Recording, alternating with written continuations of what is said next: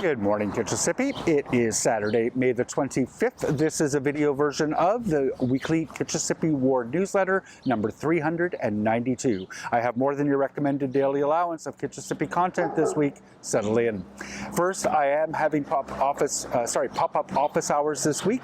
Those will be on Tuesday, May the 28th at 9:30 a.m. until 12:30 p.m. This week I'm going to be at Lions Park. That's just off of Elm Grove. If it's raining, we'll be outside. If it's raining, look for me in the Ottawa Gymnastics Club. That's just at the south edge of the park next to the wading pool. Pop-up office hours are an opportunity to come by anytime during those hours to chat with me one-on-one without appointment about whatever is on your mind.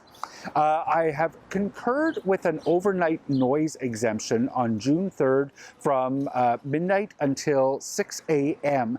to facilitate the move of the Heritage gas station that's at 70 Richmond Road from its current location across Richmond Road to the lot that is across the street. That move is going to happen probably in the very early hours of the morning. They're not allowed to move it during traffic hours, so I've concurred with that noise exemption. I don't expect that it will be overly disruptive. The contractor is reaching out directly to the most immediately affected residents, but while the Heritage gas station is being moved, Richmond Road will be closed from Kirkwood until Island Park. So that's overnight, June 3rd, between midnight and 6 a.m. with the noise exemption. I expect that while they're moving the building, probably starting around 4 a.m., that Richmond Road will be temporarily closed, reopened before the traffic starts. The Committee of Adustment is meeting on June the 5th. The same items as we talked about last week at 212 Carruthers and 171 Armstrong. The CCOC is looking for some variances to facilitate the construction of two low-rise apartment buildings at those locations. They're seeking variances associated with about a meter of extra height, as well as reduced walkway widths, bike parking widths, as well as an exemption from the requirement to provide some reticulation on the facade. I haven't yet read the staff comments on that one. Those will be online. I have a link to all the details in the newsletter. I also have the details from the May 15th Committee of Adjustment hearing. At 282 Loretta, there was a severance proposed. The committee has granted that. At 155 and 157 Jeffrey, that application was also granted by the committee. At 113 Northwestern, that's the single that's under construction at the far north end of the street, there was a number of variances being sought, one of which was for an unscreened balcony. The committee has granted that variance, but the other two variances for a double width driveway and a front-facing garage have been refused by the committee. The committee agreed with city staff that that would create two automobile dominant front facade for that building. It will be in its appeal period for the next couple of weeks. We'll stay tuned to see what happens with that one. Another quick note on the Kitchissippi Community Yard sale, I guess my last notice, that we are putting all of the participating garage sales up on a map. That community yard sale is going to be held on June 1st. June 2nd is the rain date. We encourage you to start somewhere around 8 a.m. or so. I know those folks who are bargain hunting get out early.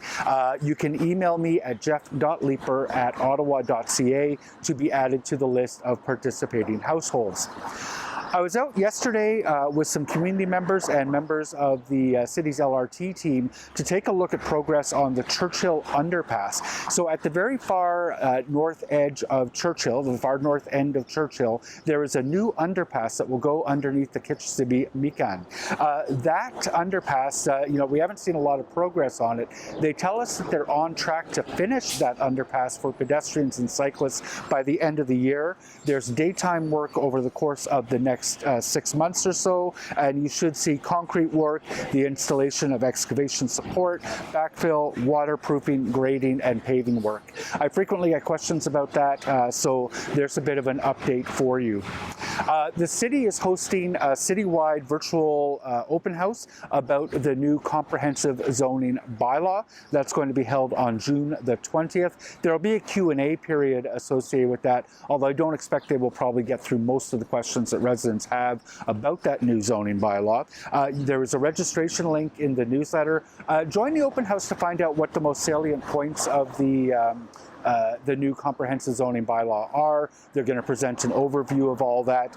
It should be fascinating viewing. I look forward to working more directly with ward residents over the course of the next year and a half as we proceed to passing something in December of 2025. I have lots of community notices in the newsletter this week. It is Let's Bike Month. Enviro Center organizes a friendly competition between teams online as part of Let's Bike Month. I have started for the first time a Kitchissippi Ward team called the K Ward Cruisers. Cruisers spelled with a K. I know. I'm sorry. Please feel free to join that team if you haven't already joined a team in your workplace or with a club or with neighbors. Enviro Center has a website at which you can log all of your rides, a bit of friendly competition. Last year, 5,100 Let's Bike participants logged 282,000 kilometers in June. That was over 36,000 kilograms of greenhouse gases that were averted. Participation is really easy. You sign up, you log your rides, and please consider joining the K Ward Cruisers so we can consolidate our miles. There are also some really great prizes. I believe they draw a prize pretty much every day. Things like $50 gift certificates to like New Grocery or Mech or Bush Tucka. Lots of great prizes on offer. I hope lots of you will participate. I wanted to make note this week that the Ottawa Community Land Trust has issued its first bond series. You've heard me talk about the Ottawa Community Land Trust before. I've had the opportunity to make an investment in one of their acquisitions from our ward's Affordable Housing Benefits Fund. They are hoping to raise $1.7 million in a new community bond issue.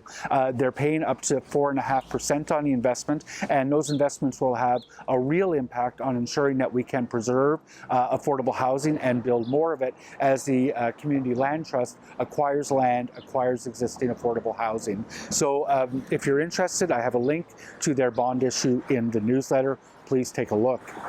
The Westboro Community Association's garage sale is going to be held on Saturday, June the 8th. That'll be from 8 a.m. until noon. As always, that's going to be held kind of next to the wading pool or around the wading pool at Dover Court Rec. You can get in touch with the Westboro Community Association in order to rent a table from them for that 8 a.m. to noon community yard sale. Parkdale United Church has once again launched its online auction, has unique items, original artwork, collectibles, much more. I've got a link in the newsletter to how you can bid on those items. Bidding is open now. That will close on June the 5th at 6:30 p.m. sharp. So go to that link, start bidding now on some of those items. I'm not sure if I'll have this video out before the marathon tomorrow morning, but in case it is out later tonight, I do have a link in the newsletter. Lots of road closures. I'm standing along the marathon route right now in mostly the east end of the ward for the marathon and the half marathon that will come running through during the morning of Sunday, May 26th as part of Ottawa Race Weekend. That is very impactful, obviously, and you'll want to plan ahead to ensure that you're able to get in and out of the neighborhood. The Wellington Village Community Association, it's hosting its annual general meeting on Tuesday, May the 28th. That'll be at 7:30 p.m. at Fisher Park School. I think that's in room 111. It is. I'll be a guest speaker. Dave Alston will be a guest speaker speaking about some of the local history, opportunity to join the board. They really need people to step up and do that service, as well as become a member and take an overview of what is happening in Wellington Village. At City Hall, we've got a number of meetings now online that are have agendas.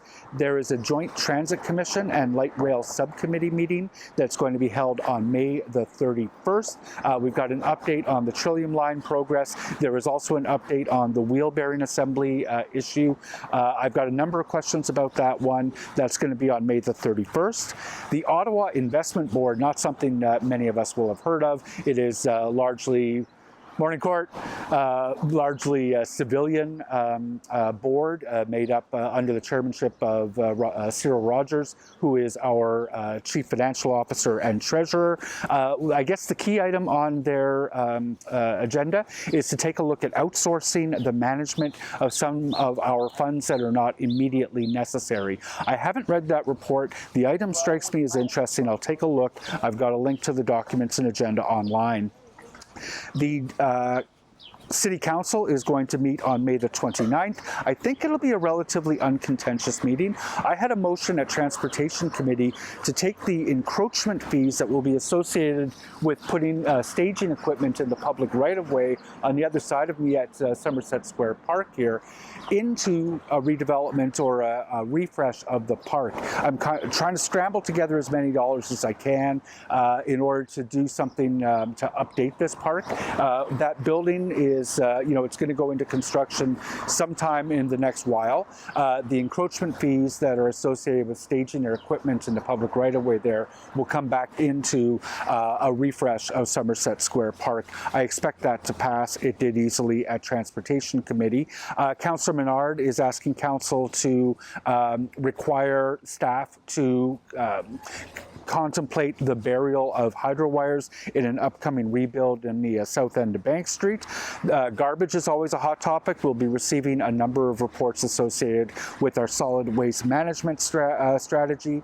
I don't think anything will be overly headline making, and most of the items that rise up from committee should be adopted as recommended.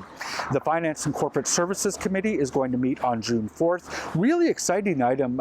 With Councillor Johnson's leadership, the city is proposing to acquire a large property at 100 Constellation.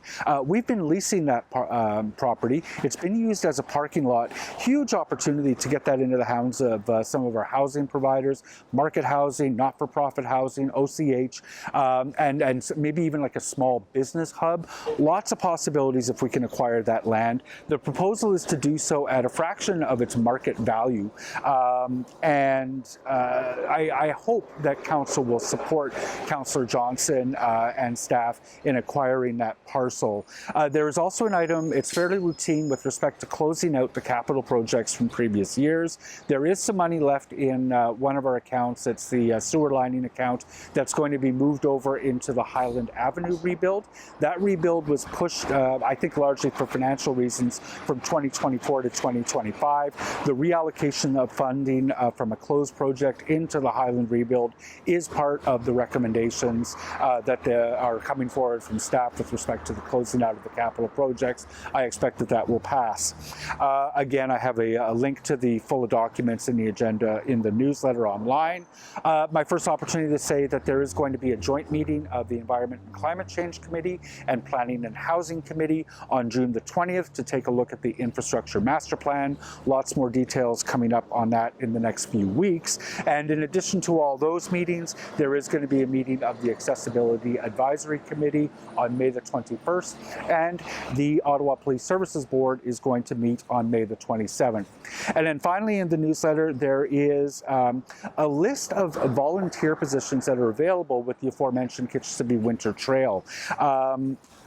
That trail obviously has become a really critical part of our quality of life here in the ward. It only runs on the strength of volunteers. They need on their board a treasurer, a secretary, and there's an open board member position available as well. And they also have some volunteer positions. They need an event organizer as a volunteer and a business sponsor coordinator. Those are really important opportunities to provide some service in your community towards something that we all enjoy and that is making such a big difference in the quality of our life during the winter. We all know what's happening to the canal. We need these winter trails. We need volunteers to make sure that they continue. Please take a look at those items at the newsletter and contemplate whether or not there's some service you might do by filling one of those. Kitchissippi, that is the weekly ward newsletter this week. I hope you have a great week, and thank you for watching.